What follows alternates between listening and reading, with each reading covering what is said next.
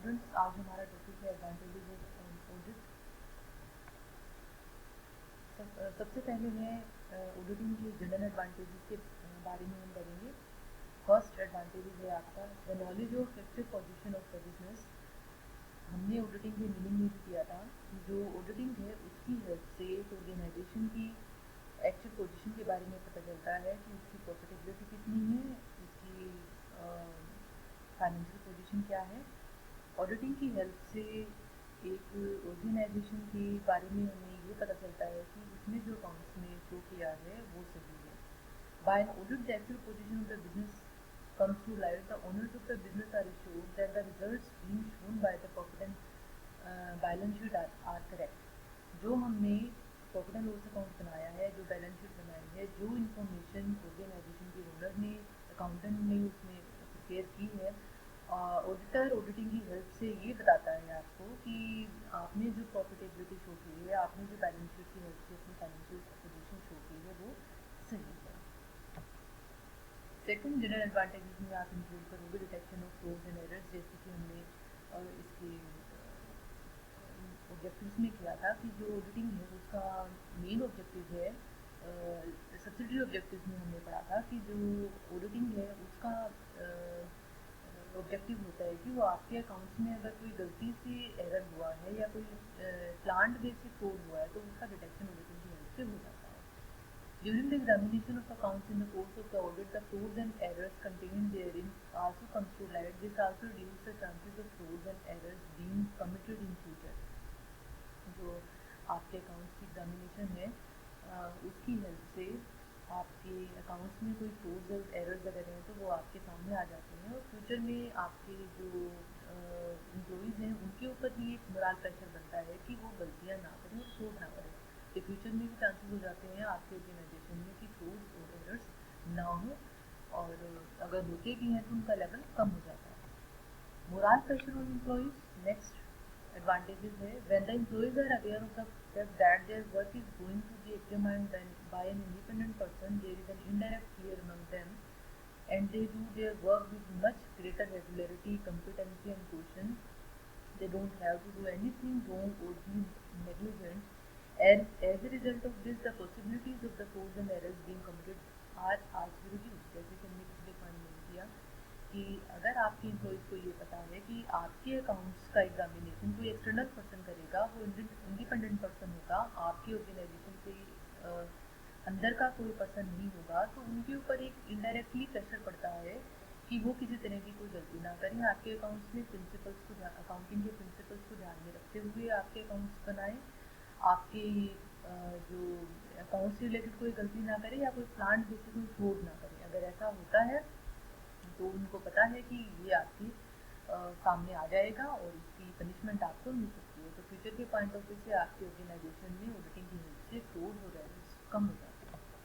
Next point है आपका alertness among employees and management. Audit makes the employees and the management more alert as it results in healthy criticism of their work. The employees become more disciplined and adopt better policies and procedures. Work gets completed as per schedule. The control exercised by the audit also helps in reducing corruption and judging the honesty and capability of employees.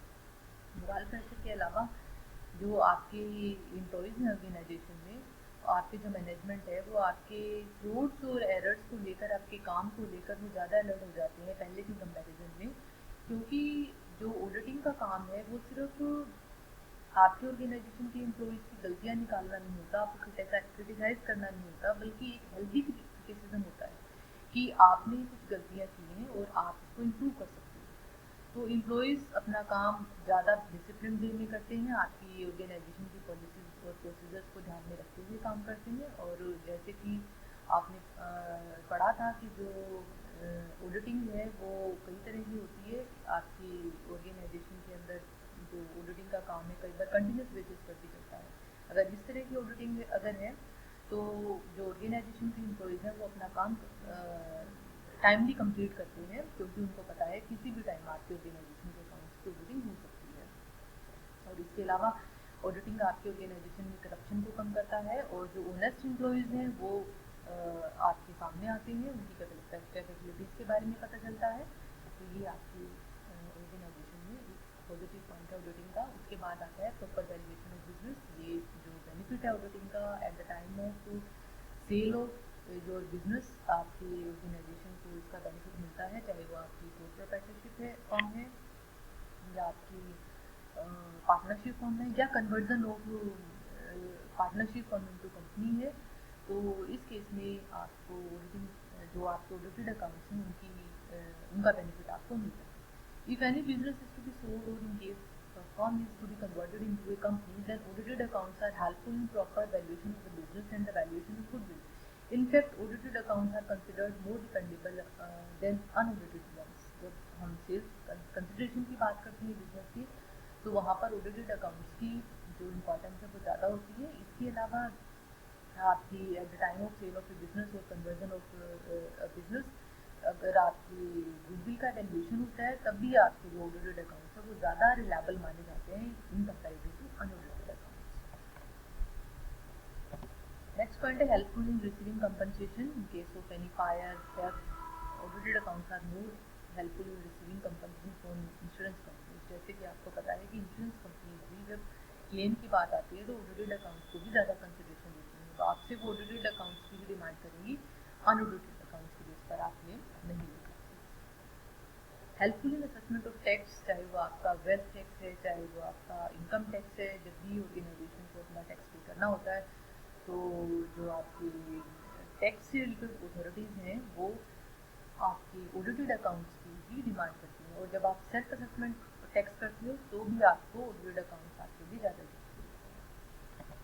Helpful in getting declared as insolvent. Insolvent का meaning होता है कि जब एक company या एक business organisation अपनी liabilities को पे करने में समर्थ नहीं होती, उसको लगता है कि अब वो उसको जो अपनी लायबिलिटीज़ को पे करने में अब वो नहीं है कैपेबल, तो कोर्ट के आगे अपनी स्थिति को सिचुएशन को रख सकती है, जिससे कि जो कोर्ट है आपको इंसॉल्वेंट डिक्लेयर कर सकता है, उसके बेनिफिट आपकी ऑर्गेनाइजेशन को मिलते हैं। तो उस केस में भी ऑडिटेड अकाउंट्स आपकी हेल्प करते हैं, क्योंकि कोर्ट सिर्फ ऑडिटेड अकाउंट्स के बेस पर कोई डिसीजन आपको देता है। When the state of the business becomes so bad that its liabilities exceed its assets, then the businessman often wants to be declared as insolvent so that he may be relieved of his liabilities. In such case, the description provided by audited accounts serves as better evidence in courts. तो हमने भी बात की कि जब company की जो assets हैं वो कम होती है, लायबिलिटीज ज़्यादा होती है, तो उस केस में बिजनेसमैन चाहता है कि वो इंसॉल्वेंट डिक्लेयर हो जाए ताकि अपनी जो लायबिलिटीज़ हैं उससे उसको छुटकारा मिल सके या उसकी जो लायबिलिटीज़ हैं वो कम हो सके। और इस केस में जो कोर्ट है वो आपके ऑडिटेड अकाउंट्स के बेस पर ही डिसीजन देता है। Helpful in formulating dividend and bonus plans, the audit of accounts certifies the truthfulness of the profit and loss account, and as a result it becomes easier to declare and distribute dividends as well as proper disbursement of the bonuses associated. This is because the shareholders and the workers consider the audited accounts as correct and have faith in them. जैसे कि आपको पता है कि जो dividend declare करती है company वो आपके प्रॉफिट्स में से करती है, तो आपके प्रॉफिट्स कितने हैं, आपके ऑर्गेनाइजेशन में प्रॉफिट हुआ है या लॉस हुआ है, वो आपके ऑडिटेड अकाउंट्स ही आपको बताते हैं। क्योंकि एक अकाउंटेंट अपने अकाउंट्स प्रिपेयर कर देता है, लेकिन ऑडिटर ही ये सर्टिफाई करता है कि जो अकाउंट्स आपने प्रिपेयर किए हैं, जो आपने प्रॉफिट शो किया है वो सही है या नहीं है। तो ऑडिटेड अकाउंट्स को देखकर आपके जो शेयरहोल्डर्स हैं वो आपके ऊपर विश्वास करेंगे कि जो प्रॉफिट आपने अपनी प्रॉफिट एंड लॉस अकाउंट में शो किया है वो सही है, और जो डिविडेंड आपने उस प्रॉफिट एंड लॉस अकाउंट के बेसिस पर दिया है वो सही है। इसके अलावा बोनस की बात इसमें यहाँ पर बताई है कि अगर आप बोनस पे करते हो तो भी आपके जो वर्कर्स हैं आपके ऑडिटेड अकाउंट्स के ऊपर विश्वास करते हैं कि आपने सही बोनस उनको पे किया है, उनका केस आपके ऑर्गेनाइजेशन में बनाया जाता है। Availability of valuable suggestions, the auditor from time to time keeps giving suggestions to his client regarding bookkeeping and accountancy so as to prevent frauds and errors. Apart from this, the suggestions of the auditor are also useful in other business matters. जैसे कि हमें पता है कि जो business है auditing के काम के ख़त्म होने के बाद ऑडिटर से ऑडिटर के सजेशंस मांग सकता है कि हम अपने ऑर्गेनाइजेशन में अपने अकाउंटिंग सिस्टम से रिलेटेड अपने एरर्स और फ्रॉड को कम करने से रिलेटेड क्या क्या सजेशन हो सकते हैं कि हम अपने ऑर्गेनाइजेशन में इम्प्रूवमेंट करें। तो ऑडिटर अपने सजेशन दे सकता है आपके ऑर्गेनाइजेशन को, अपने क्लाइंट को, बुक कीपिंग से रिलेटेड और अकाउंटेंसी से रिलेटेड, और उसके सजेशन आपके बिजनेस के लिए ज़्यादा यूजफुल होते हैं। और और अब बात आती है कि आपने अगर सजेशंस ले लिए हैं तो आप उसको किस हद तक इम्प्लीमेंट कर सकते हो, क्योंकि जो ऑडिटर है उसने आपके अकाउंट की स्टडी डिटेल में की है और वो आपकी गलतियाँ और आपके अकाउंटिंग सिस्टम के बारे में बहुत अच्छे से आपको बता सकता है। और अगर वो आपको सही आपको सजेशन देता है तो आपको इम्प्लीमेंट करना चाहिए, और ताकि आप अपनी ऑर्गेनाइजेशन में और ज़्यादा इम्प्रूवमेंट कर सकें। ये थी हमारे एडवांटेजेस जो कि ऑर्गेनाइजेशन को मिलते हैं, आउटसाइड पार्टीज को मिलते हैं। जनरल एडवांटेजेस की बात हमने की थी। अब बात आती है एडवांटेजेस टू वेरियस ऑर्गेनाइजेशन। पहला है आपका proof in court. If in any business dispute, in fact, is to be established through the books of accounts, then audited accounts can be produced as evidence in court. चाहे आपका partnership firm के बारे में हम बात करते हैं, तो पार्टनरशिप फर्म में अगर आपके पार्टनर्स के बीच में कोई भी डिस्प्यूट अगर हो जाता है बिजनेस से रिलेटेड, तो वहाँ पर ऑडिटेड अकाउंट्स आपकी हेल्प करते हैं उस डिस्प्यूट को सोल्व करने में।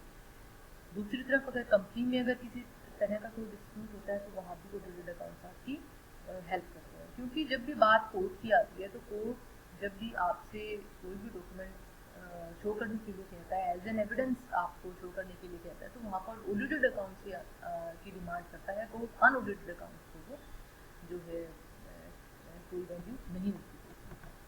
उसके बाद बात आती है help in conversion of business into partnership firm. जब एक sole proprietorship form partnership form में कन्वर्ट होती है तो आपका जो सोल प्रोप्राइटरशिप का जो पर्सन जो ओनर है वो एज ए पार्टनर काम करेगा। In case sole proprietor wants to convert his business into a partnership firm, he wants to take it become a partner in another firm, then audited accounts goes very good. क्योंकि जब वो दूसरी partnership firm में as a partner काम करेगा तो उसको आपकी ऑर्गेनाइजेशन में आपके बिजनेस में आपके पार्टनरशिप फर्म में कितना प्रॉफिटेबिलिटी का पार्ट में प्रॉफिट एंड लॉस क्या उसकी रेशो होगी, उसका कैपिटल की रेशो क्या होगी, ये सारी बातें डिसाइड होती हैं आपकी ऑडिटेड अकाउंट्स की हेल्प से डिसाइड होती हैं। और जो पार्टनर है वो आपके ऑडिटेड अकाउंट्स पर विश्वास करेगा और आपकी ऑर्गेनाइजेशन में आपके पार्टनरशिप फर्म में पूरे फेथ के साथ वो काम करेगा। Comparative study possible. Next है, in case the accounts for a number of years need to be compared on the basis of audit reports of the said years of the accounts, also 1 year can be compared with those of another. This makes a comparative study of profit and loss or income and expenditure possible.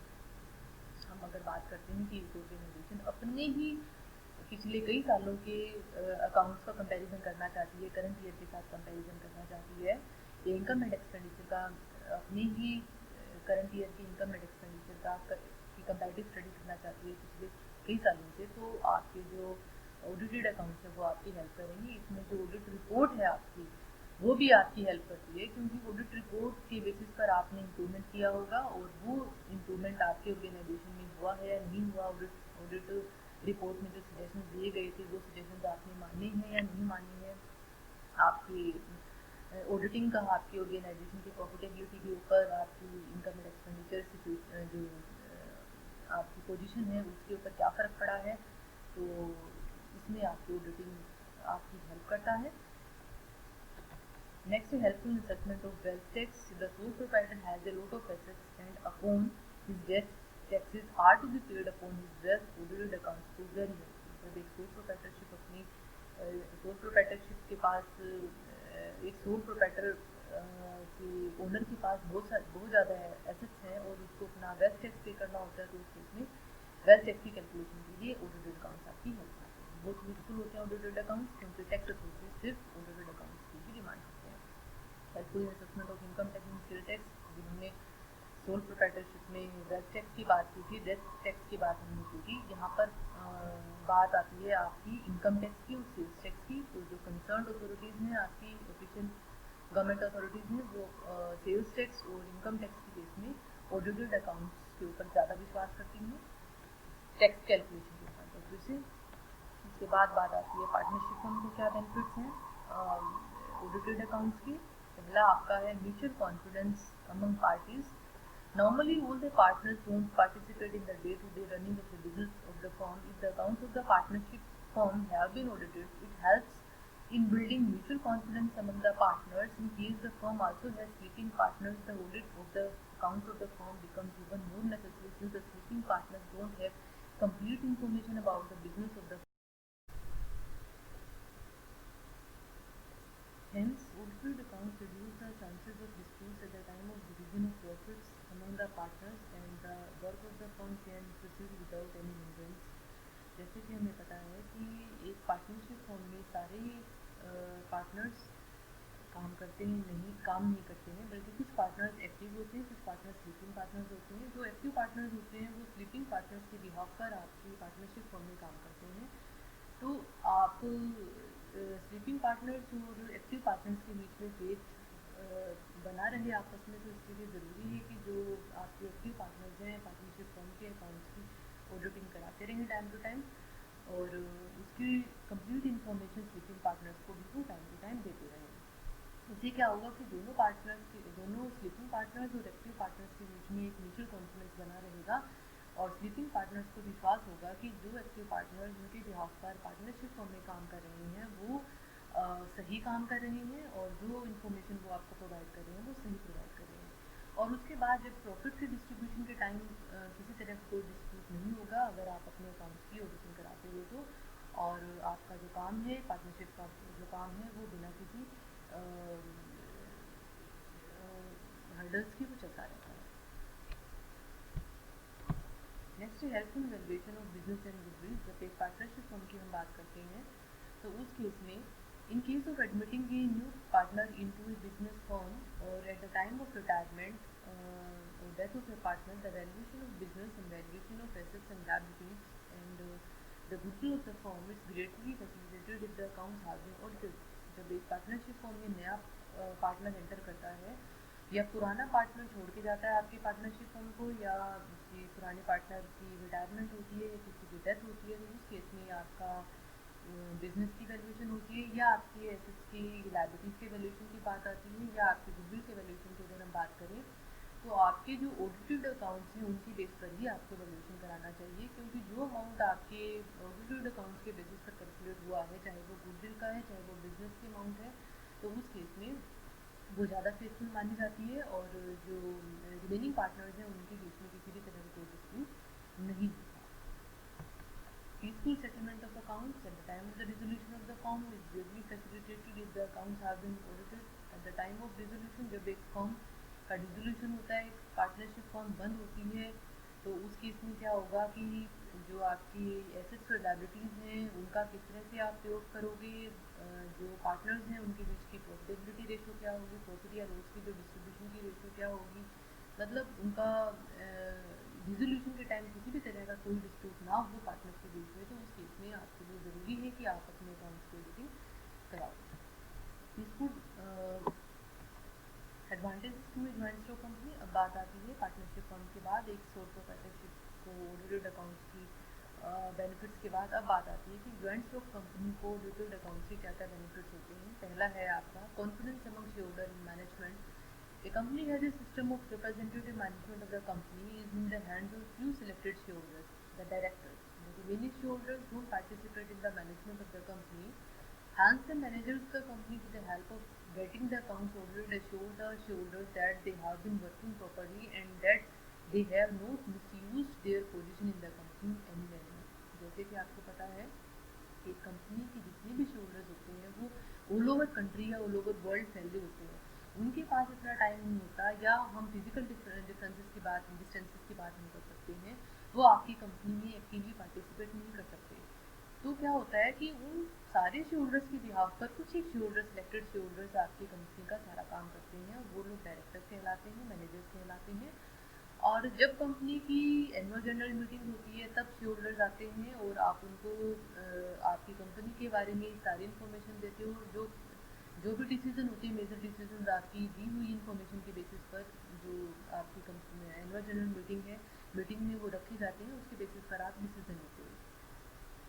और दूसरी बात आती है कि जो लोग आपकी जो शेयरहोल्डर्स आपकी कंपनी में एक्टिवली पार्टिसिपेट नहीं कर पाते हैं, तो उनको कैसे विश्वास आएगा कि जो डायरेक्टर्स आपके शेयरहोल्डर्स के बिहाफ पर काम कर रहे हैं वो सही कर रहे हैं या नहीं कर रहे हैं। तो इसके लिए ज़रूरी है कि जो डायरेक्टर्स हैं या मैनेजर्स हैं आपके अकाउंट्स की कंपनी के अकाउंट्स की प्रॉपर ऑडिटिंग कराएं और इसकी इन्फॉर्मेशन शेयरहोल्डर्स को भी दें, और इससे क्या होगा कि जो शेयरहोल्डर्स हैं जो डे टू डे एक्टिविटीज़ में पार्टिसिपेट नहीं कर पाते आपकी कंपनी में, तो उनको विश्वास होगा इस बात का कि वो डायरेक्टर्स या मैनेजर्स आपकी कंपनी में प्रॉपरली काम कर रहे हैं और आपकी एसेट्स को और आपके जो फंड्स हैं उनको मिसयूज़ नहीं कर रहे हैं, पर्सनल यूज़ नहीं कर रहे हैं। तो क्योंकि ऑडिटेड अकाउंट्स कंपनी की प्रॉफिट्स की और बैलेंस शीट के बारे में सही इन्फॉर्मेशन प्रोवाइड करते हैं। ऑडिटर ये प्रूव करता है, ये लिखता है अपनी रिपोर्ट में कि जो अकाउंट्स कंपनी ने प्रिपेयर किए हैं, जो प्रॉफिट कंपनी की profit and loss account show कर रहा है या जो फाइनेंशियल पोजीशन आपकी बैलेंस शीट शो कर रही है, वो फाइनेंशियल पोजीशन सही है। तो ऑडिटर भी उस स्टेटमेंट के बेसिस पर जो शेयर होल्डर्स हैं वो आपकी कंपनी के डायरेक्टर्स के ऊपर, मैनेजर्स के ऊपर विश्वास करते हैं और एक फेथफुल रिलेशनशिप बना रहता है उन शेयर होल्डर्स के बीच में। इजी अवेलेबिलिटी ऑफ इन्वेस्टमेंट, यहाँ पर हम बात करेंगे शेयर इशूज़ की और डिबेंचर्स की। The company accumulates capital by issuing shares and debentures to the public. The public has faith on audited accounts, and it is on the basis of the same that it invests capital in the company. जब हम shares के issue की बात करते हैं, debentures की issue की बात करते हैं पब्लिक में, तो कंपनी क्या करती है, अपने अकाउंट्स शो करती है पब्लिक में, उनको दिखाती है कि ये हमारा प्रॉफिट एंड लॉस अकाउंट है, ये हमारे करंट ईयर की या पिछले कई सालों की जो बैलेंस शीट है वो है। और उन अकाउंट्स के ऊपर विश्वास करके जो पब्लिक है आपकी कंपनी के शेयर्स को परचेज करती है, आपके डिबेंचर्स को परचेज करती है और आपकी कंपनी को कैपिटल प्रोवाइड करते हैं, आपकी कंपनी में इन्वेस्टमेंट करती है। तो आप पब्लिक आपके अकाउंट्स के ऊपर विश्वास तभी करेगी जब आपने वो अकाउंट्स ऑडिटेड अकाउंट्स आपने रिप्रेजेंट किए हैं, आपने ऑडिटेड अकाउंट्स किए हैं। क्योंकि जो ऑडिटर है वो लिखता है बकायदा कि आपने जो अकाउंट प्रिपेयर किए हैं वो सही है। और ऑडिटर एक अनबायस्ड पर्सन होता है, एक इंडिपेंडेंट पर्सन होता है, आपके ऑर्गेनाइजेशन का इंटरनल स्टाफ का कोई पर्सन नहीं होता। एक्सटर्नली आप उसको अपॉइंट करते हो, उसके कुछ एथिकल रूल्स होते हैं जिनको फॉलो करके ही वो रिपोर्ट प्रिपेयर करता है। तो ज़रूरी है कि आप eight the time of issue of shares and debentures जो भी अकाउंट आप पब्लिश करते हो, पब्लिक के सामने दिखाते हो, वो आपकी ऑडिटेड होनी चाहिए ताकि वो आपकी अकाउंट्स के ऊपर विश्वास करें और आपकी कंपनी में इन्वेस्टमेंट करें। अब बात आती है डिविडेंड के डिक्लेयर की। हेल्पफुल इन डिक्लेयर डिविडेंड, अगर जो ऑडिटेड अकाउंट्स है कैसे आपके डिविडेंड डिक्लेयर करने में आपकी हेल्प करती हैं। Since audit certifies the profits of the company, hence at the time of declaration and distribution of dividends no suspicions are aroused. The auditor certifies in his report that the dividend has been declared and distributed at an appropriate rate. जो auditor है वो अपनी report में लिखता है कि जो company ने प्रॉफिट शो किया है वो सही है और जो उस प्रॉफिट के बेसिस पर आपका डिविडेंड डिस्ट्रीब्यूट हुआ है उसमें किसी भी तरह का कोई डाउट नहीं है, क्योंकि कंपनी ने जो डिविडेंड डिस्ट्रीब्यूट किया है, डिक्लेयर किया है, वो बिल्कुल सही है। और बाकायदा जो ऑडिटर है अपनी रिपोर्ट में लिखता है कि डिविडेंड जो डिस्ट्रीब्यूट हुआ है, डिक्लेयर हुआ है आपके ऑर्गेनाइजेशन, वो बिल्कुल सही रेट से डिस्ट्रीब्यूट हुआ है और जिस प्रॉफिट के बेस पर डिस्ट्रीब्यूट हुआ है वो प्रॉफिट भी आपका सही था। तो इस तरीके से आपका जो डिविडेंड है डिक्लेयर करने में आपके ऑडिटेड अकाउंट्स आपकी हेल्प करती हैं, कंपनी की हेल्प करती है। Facilitates amalgamation, absorption and reconstruction of companies. अब बात आती है कि जब कंपनी का दो या दो से ज़्यादा कंपनीज का अमलगमेशन होता है तो उस केस में या एब्जॉर्प्शन का कंडीशन है या फिर रिकंस्ट्रक्शन की बात अगर हम करते हैं तो उस केस में कैसे ऑडिटेड अकाउंट्स आपकी हेल्प करते हैं। Whenever companies are amalgamated, absorbed और reconstructed, then deciding the purchase consideration is greatly facilitated by audited accounts. In such situations audited accounts are considerable to be more reliable. Purchase consideration की बात हम यहाँ पर करेंगे कि कंपनी का purchase consideration सही कैलकुलेट हुआ है या नहीं हुआ। इस केस में आपका जो ऑडिटेड अकाउंट है वो आपकी बहुत ज़्यादा हेल्प करते हैं, क्योंकि जब परचेज कंसिडरेशन की हम बात करते हैं तो उस केस में ऑडिटेड अकाउंट्स ही होने चाहिए ताकि जो दूसरी कंपनी में जिसमें अमलगमेशन हो रहा है या आपकी नई कंपनी का जो है क्रिएशन हो रहा है, तो उस केस में जो फेथफुल डाटा है वो आपके ऑडिटेड अकाउंट्स ही आपको प्रोवाइड करते हैं। तो ऑडिटेड अकाउंट्स के बेसिस पर जो परचेज कंसिडरेशन कैलकुलेट किया गया है वो ज़्यादा रिलायबल होता है। अब बात आती है कि सोल प्रोप्राइटरशिप के बाद, पार्टनरशिप फर्म के बाद और कंपनी के बाद जो दूसरी पार्टीज हैं, अदर पार्टीज को क्या क्या बेनिफिट हो सकता है ऑडिटेड अकाउंट्स का। पहला है when any property is placed in a trust for the benefit of a particular person, then the trustee, in order to present in front of others that he has done the work of the trust honestly, gets the accounts of the trust audited. जब एक trust की बात आती है तो trust के जो लोग होते हैं वो ट्रस्टी होते हैं और वो आपके ट्रस्ट के सारे काम को चलाते हैं और आपकी प्रॉपर्टी को देखते हैं। तो वो आपके ट्रस्ट में सही काम कर रहे हैं, नहीं काम कर रहे हैं, नस्ली तरीके से काम कर रहे हैं, नहीं कर रहे हैं, तो उस केस में ऑडिटेड अकाउंट्स आपकी हेल्प करती हैं। आपकी जो प्रॉपर्टी है, ट्रस्ट की प्रॉपर्टी जो है क्योंकि ट्रस्टीज़ के पास होती है, तो उस केस में एक ट्रस्ट का ऑनेस्टी का प्रूफ सिर्फ उसके ऑडिटेड अकाउंट्स ही होती है। Audited accounts of a business are helpful for an insurance company when the amount of loss is to be estimated in case of a fire. The insurance companies, on the basis of audited accounts of the organization, can find out whether the claim filed by the organization is correct or not. This becomes very difficult in case of accounts have been audited. अगर हम एक insurance company की बात करते हैं, अगर एक company ने इंश्योरेंस करवाया हुआ है अपनी एसेट्स का और बाय फायर बाय थेफ्ट किसी भी तरह का कोई लॉस होता है और वो इंश्योरेंस कंपनी के पास क्लेम करने के लिए जाता है, तो इंश्योरेंस कंपनी क्लेम आपकी ऑडिटेड अकाउंट्स के बेस पर ही करेगी, क्योंकि ऑडिटेड अकाउंट्स ही आपको एक इंश्योरेंस कंपनी को सही इन्फॉर्मेशन प्रोवाइड करता है कि जो क्लेम आपने मांगा है एसेट्स का या आपने जो भी इंश्योरेंस क्लेम किया है वो अमाउंट आपकी सही है या नहीं है। ये आपके ऑडिटेड अकाउंट्स ही आपको आपकी हेल्प करते हैं। Banks and other money lending institutions can take decisions as to whether or not to lend money to a particular organization on the basis of audited accounts. अब बात आती है शेयर इशू की बात हमने की, डिबेंचर इशू की बात हमने की। अब बात आती है कि अगर एक कंपनी या इंडिविजुअल बैंक से या किसी दूसरी फाइनेंशियल इंस्टीट्यूशन से लोन लेना चाहता है, तो उस केस में भी वो पर्टिकुलर ऑर्गेनाइजेशन अपने ऑडिटेड अकाउंट्स के बेस पर ही लोन ले सकते हैं, क्योंकि जो बैंकिंग कंपनीज हैं या फिर आपका बैंक्स हैं या फिर आपकी अदर फाइनेंशियल इंस्टीट्यूशन हैं, वो ऑडिटेड अकाउंट्स की भी डिमांड करते हैं जब भी आपको लोन प्रोवाइड करते हैं। उसके बाद बात आती है if any external person wants to purchase an organization, then audited accounts are very helpful in deciding the purchase consideration. In case the accounts have been audited and certified, they serve as a base for the purchasers to decide upon the purchase consideration. यहाँ पर एक external person के point of view से हम बात करेंगे। पहले हमने ऑर्गेनाइजेशन के पॉइंट ऑफ व्यू से बात की थी, हम यहाँ पर बात परचेज कंसिडरेशन की करेंगे एक एक्सटर्नल पर्सन के पॉइंट ऑफ व्यू से। आपने जो परचेज कंसिडरेशन डिसाइड किया है, आपकी ऑडिटेड अकाउंट्स की हेल्प से ही को बेस मानकर ही अगर आपने उसको परचेज कंसिडरेशन को कैलकुलेट किया है, तो एक्सटर्नल पर्सन ही विश्वास करेगा आपके अमाउंट के ऊपर, आपके परचेज कंसिडरेशन के ऊपर कि आपने उसकी कैलकुलेशन बिल्कुल सही की है।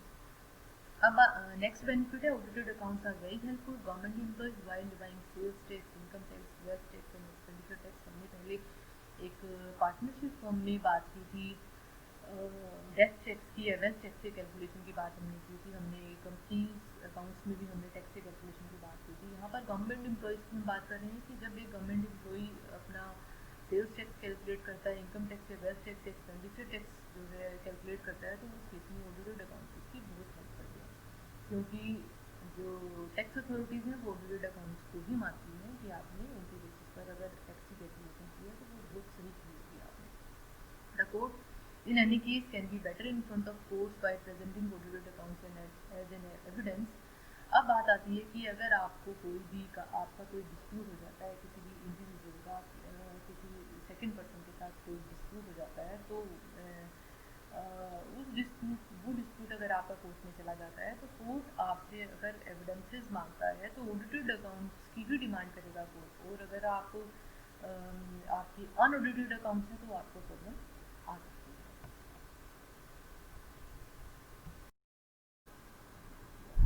Students, now the topic is limitations of auditing. क्या क्या लिमिटेशंस हैं ऑडिटिंग की? Auditing is not a conclusive proof of the honesty of the employees. If the organization has a system of internal check in place and the auditor is satisfied with the working of the same, then he may certify the accuracy of accounts by resorting to test checking. In a system of internal check also, two or more people can team up and commit fraud, and such frauds may not come to light during the audit. Hence, getting the accounts auditor doesn't certify that the employees of the organization have worked honestly throughout the period under review. First disadvantages, first limitation क्या है auditing की? वो ये है कि कई बार auditing का काम करने के बाद भी ऑडिटर एक प्लांट वे से किया हुआ जो एम्प्लॉइज ने जो काम किया है, सोर्स किया है, उसको ऑडिटर डिटेक्ट नहीं कर पाता। तो इस केस में हालांकि चाहे आपका इंटरनल सिस्टम स्ट्रॉन्ग है, जब एक ऑडिटर आपके ऑर्गेनाइजेशन सिस्टम की ऑडिटिंग का काम करता है तो सबसे पहले आपके ऑर्गेनाइजेशन सिस्टम का इंटरनल चेकिंग सिस्टम वो देखता है। अगर उसको लगता है ठीक है आपका इंटरनल चेकिंग सिस्टम, और उसके बाद भी वो आपके ऑर्गेनाइजेशन के अकाउंट्स की ऑडिटिंग करता है, लेकिन एक ऐसा कोड जो दो या दो से ज़्यादा लोगों ने मिलके पूरे प्लांट वे में किया है और उसको जो ऑडिटर है डिटेक्ट नहीं कर पाता, तो इस केस में ऑडिटर की गलती नहीं है। और ये एक लिमिटेशन है ऑडिटिंग की कि आप ये नहीं मान सकते कि आपका इंटरनल चेकिंग सिस्टम स्ट्रॉन्ग होने के बाद भी ऑडिटिंग ऑडिटर ने अपना काम कर दिया है, उसके बाद भी आपका जो स्टाफ है वो पूरे उन्नत तरीके से काम करता है पूरे साथ, इस चीज़ का कोई सर्टिफिकेशन नहीं किया जा सकता ऑडिटिंग की हेल्प से। सेकेंड लिमिटेशन है ऑडिटिंग की, आपके auditing doesn't guarantee 100% accuracy. Normally, large organizations have a very large number of transactions during the financial year, hence it is not possible for the auditor to examine each and every transaction in detail. Nor it is visible in terms of wastage of time, effort and money. In such cases, the auditor resorts to test checking and hence it is only natural that some frauds and errors may remain undetected. क्योंकि एक organisation में बहुत सारी transaction होती हैं और एक auditor हर एक ट्रांजेक्शन की पॉसिबिलिटी नहीं है कि हर एक ट्रांजेक्शन की वो ऑडिटिंग करे, हर एक ट्रांजेक्शन को वो देखे, फिजिबल नहीं है उसके लिए। उसको लगता है कि ये वेस्टेज ऑफ टाइम है, वेस्टेज ऑफ अर्थ है, वेस्टेज ऑफ मनी है। तो अगर एक ऑडिटर नेचुरल बेस से ऑडिटिंग का काम करता है, टेस्ट चेकिंग के बेसिस पर ऑडिटिंग का काम करता है, तो उसके लिए पॉसिबल नहीं है कि जितने भी सारे के सारे फ्रॉड और एरर्स को वो डिटेक्ट कर सके। आपके ऑर्गेनाइजेशन में ऑडिटिंग के काम के बाद भी कुछ जो एरर्स हैं, जो फ्रॉड्स हैं आपके अकाउंट्स में, वो रह जाते हैं। Minor things are not paid attention. The auditor, during the course of his examination, gives full attention only to matters related to profit and loss account and balance sheet. He doesn't pay much attention to small transactions or transactions entered into by the lower staff of the organization. Hence, it is possible that a few irregularities may remain undetected as at lower level despite the audit. यहाँ पर बात आती है छोटे items की। छोटे transactions को कई बार ऑडिटर इग्नोर करता है, ध्यान नहीं देता उसकी तरफ। ज़्यादातर जो ऑडिटर है अपना प्रॉफिट एंड लॉस अकाउंट और बैलेंस शीट के मैटर्स के ऊपर ही ध्यान देता है। तो ऑडिटिंग के काम के बाद भी ये पॉसिबिलिटी है आपके ऑर्गेनाइजेशन में कि ऑडिटिंग के बाद भी आपकी कुछ ऐसे लोअर लेवल पर जो गलतियाँ हुई हैं उनको वो ऑडिटर जो है इग्नोर कर देता है और इस तरह की रेगुलरिटीज़ होती है। सर्टेन कोर्स में remain undetected.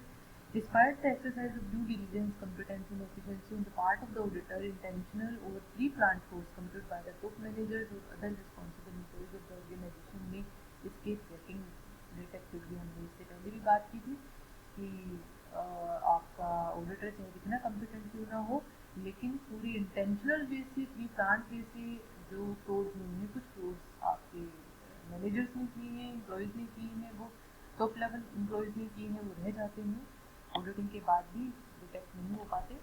Auditor doesn't understand the nature of all types of business conditions. Even though the auditor examines the accounts of organization in a variety of fields, it is not necessary for him to understand the nature of each and every transaction. Hence, it is not possible for the auditor to certify as to whether a particular transaction makes business sense or not.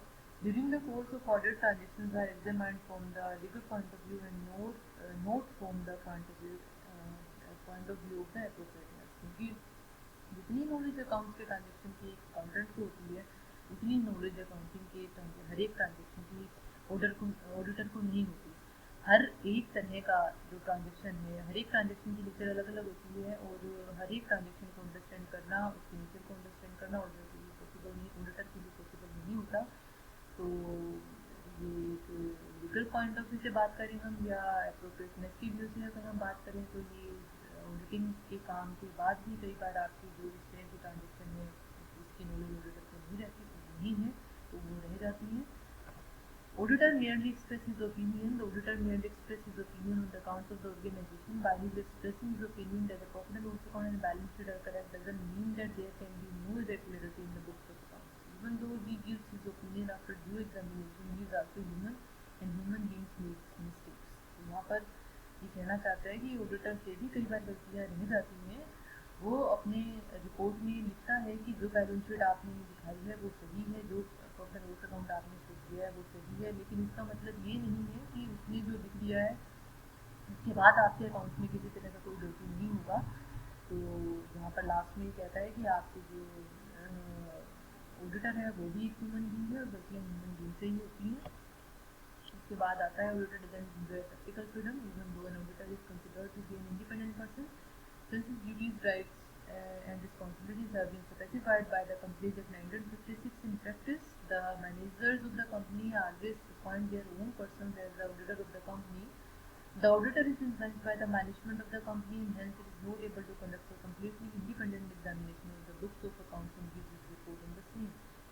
इसलिए यहाँ पर कहा है कि हालांकि companies act 1956 में लिखा हुआ है कि ऑडिटर के एक independent as an independent person क्या क्या उसकी रिस्पॉन्सिबिलिटीज़ हैं, क्या क्या उसके राइट्स हैं, ड्यूटीज़ हैं, क्योंकि एक ऑडिटर की अपॉइंटमेंट कंपनी का मैनेजर करता है, कंपनी करती है, तो उसके राइट्स, उसकी ड्यूटीज़, उसकी रिस्पॉन्सिबिलिटीज़ बहुत ज़्यादा हद तक उसकी मैनेज जो कंपनी की मैनेजमेंट है वो उसको इन्फ्लुएंस करती है।